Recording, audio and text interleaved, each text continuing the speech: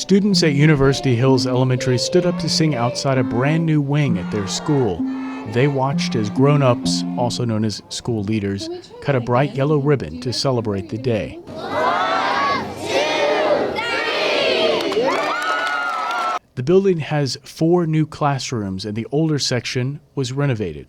Part of the renovations here at University Hills is also a brand new library, and the people that work here tell me that it's a lot brighter than the old one. The school's librarian, Nancy Syner, is one of them. We had more windows actually, but for some reason it seemed darker, and I think it was just the oldness. I had a very small office with just enough room for a desk and a bookshelf. Now I have this beautiful large office where I can have piles of stuff all over the place.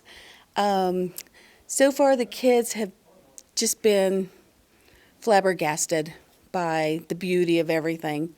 Principal Judy Foster started the renovation process several years ago by going to the city for a bond allocation.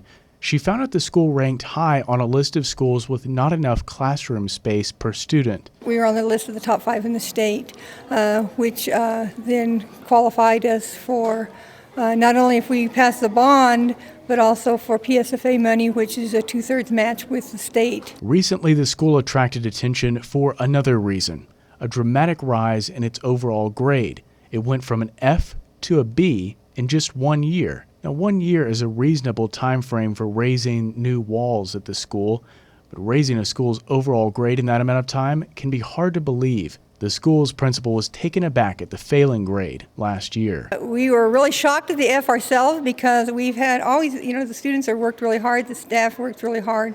But one of the significant differences, I think that the staff, we've always looked at data, but we decided to look at data a little closer and how we could help every single student, whether it was students that were struggling students to students that were gifted above grade level. We wanted to make sure that every single student made gains, and so not only were we monitoring the students, we were helping students to learn how to monitor themselves.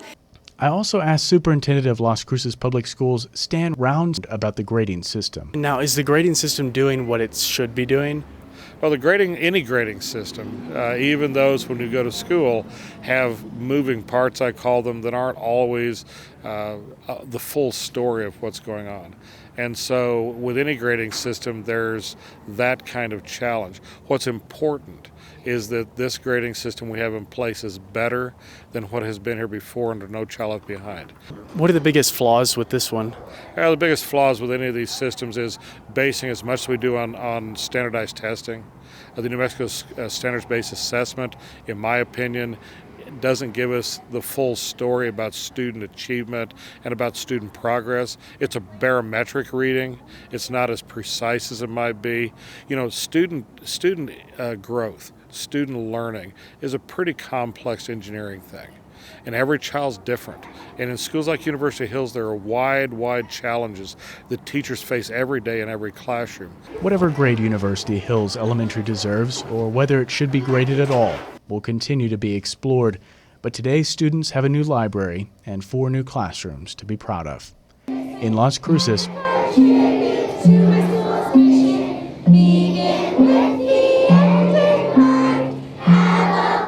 Sloan Patton, KRWG News.